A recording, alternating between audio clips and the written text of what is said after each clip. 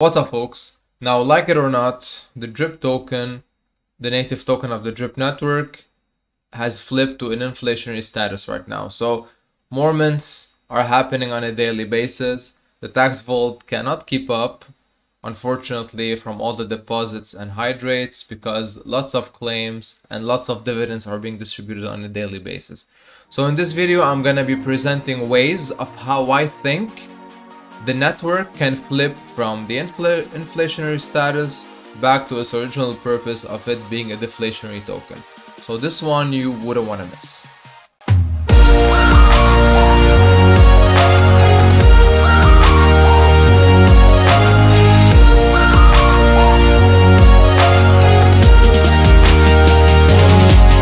Alright, so first things first, quick update. Now the price is still hovering between the $8 to $10 range.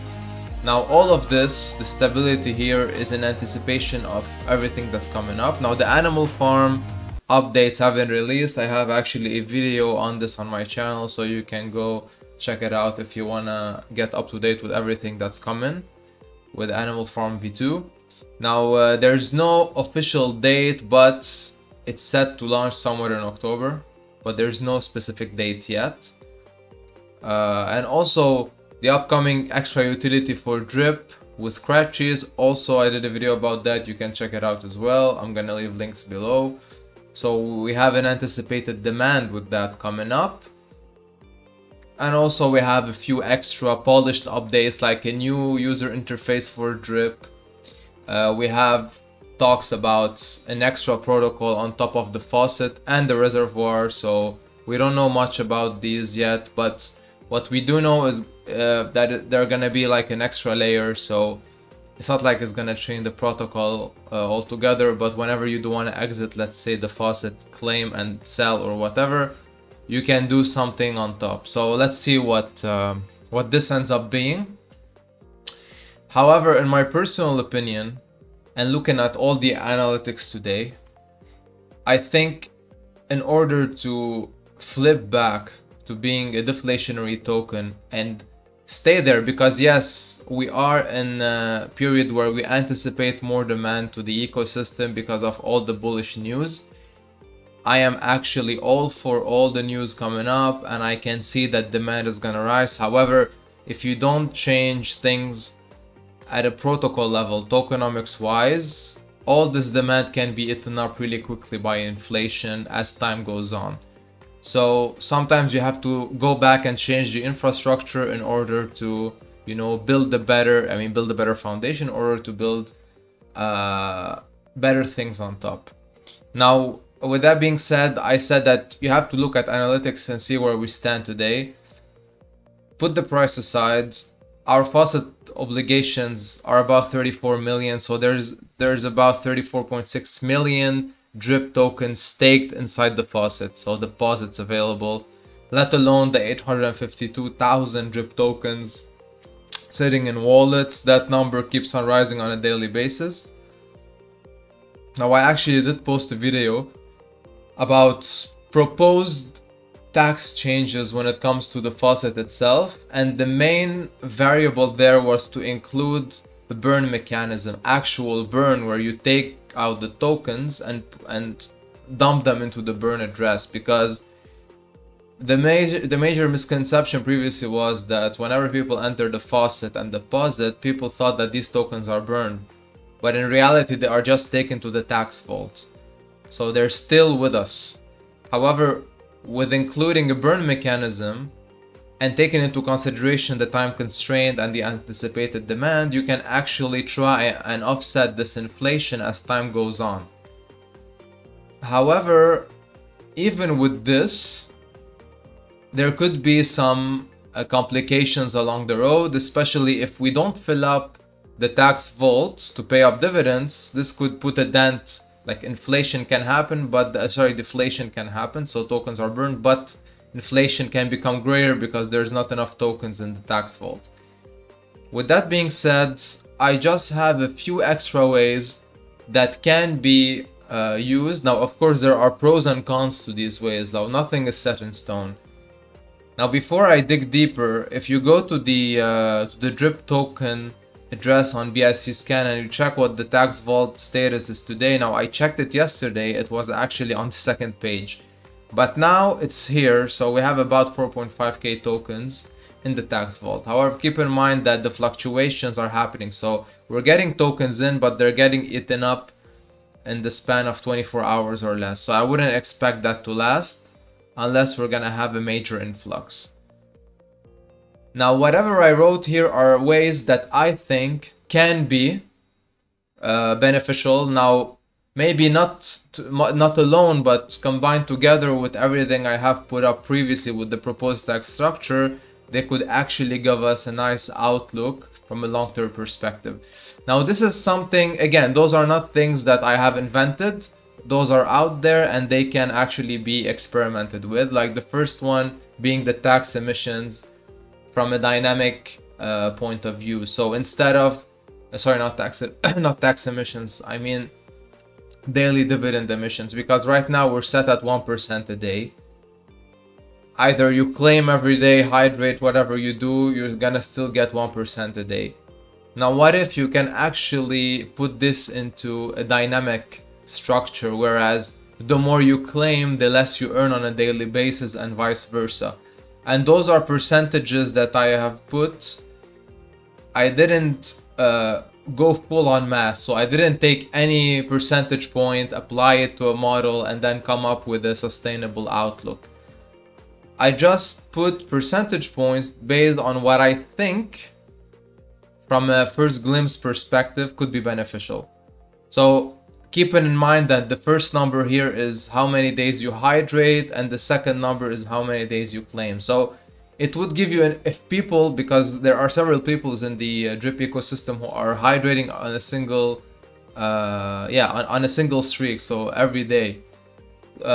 So that would help them if they earn an tiny extra percentage, 0.1 percentage point by doing so. And then of course, if you start draining drip, you should get penalized. Now that's my opinion. I think if you want to game the system and keep on leeching out, taking out liquidity, you know, and draining killing the price in the process, I think you shouldn't be getting as much as people who are actually more loyal are trying to contribute. So that's my honest opinion.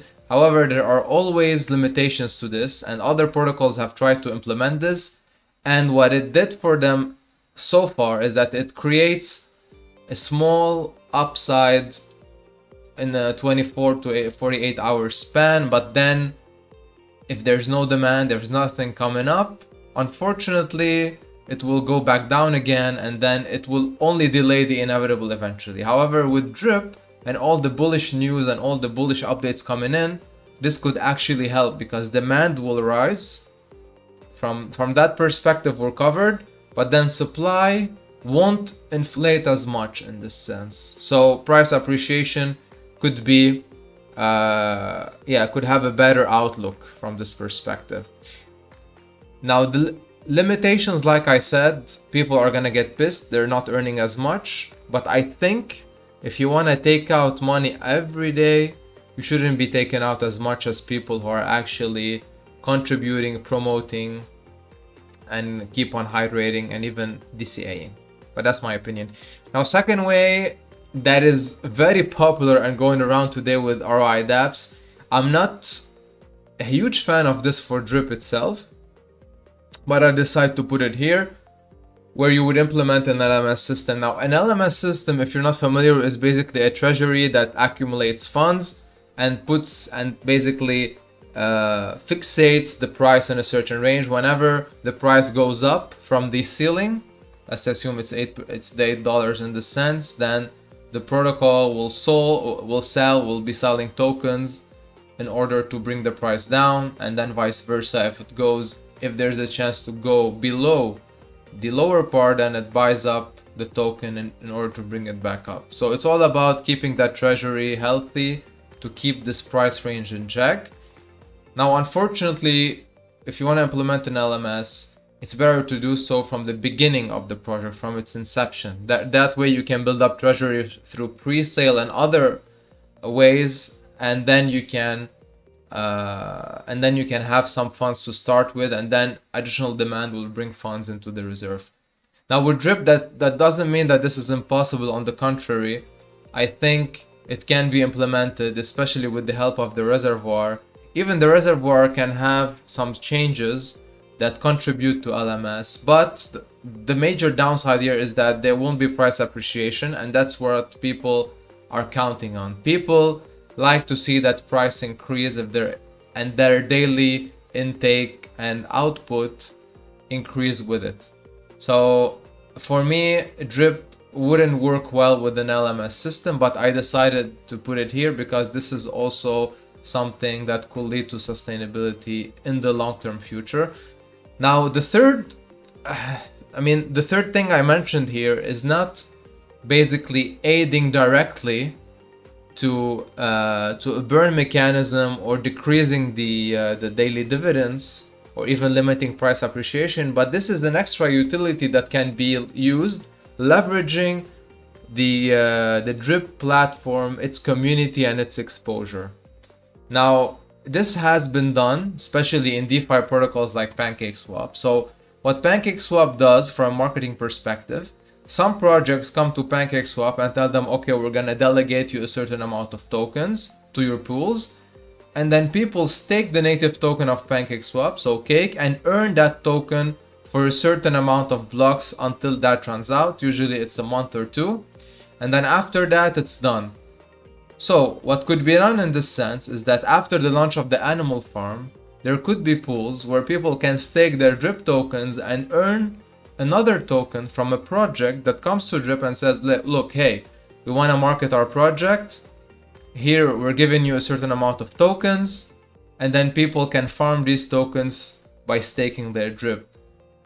This is actually a pretty cool marketing gimmick because people nowadays and protocols, whenever they want to launch, they either do two things. They can either airdrop wallets that hold a certain token from that token to make people aware that this exists, and then people go ahead, make their own research, and perhaps if they see potential, they could buy more of this token. So it's a cool marketing gimmick, and also they can be farmed through other ways. So this is one way that I have put in that, in my opinion, I think this is pretty cool.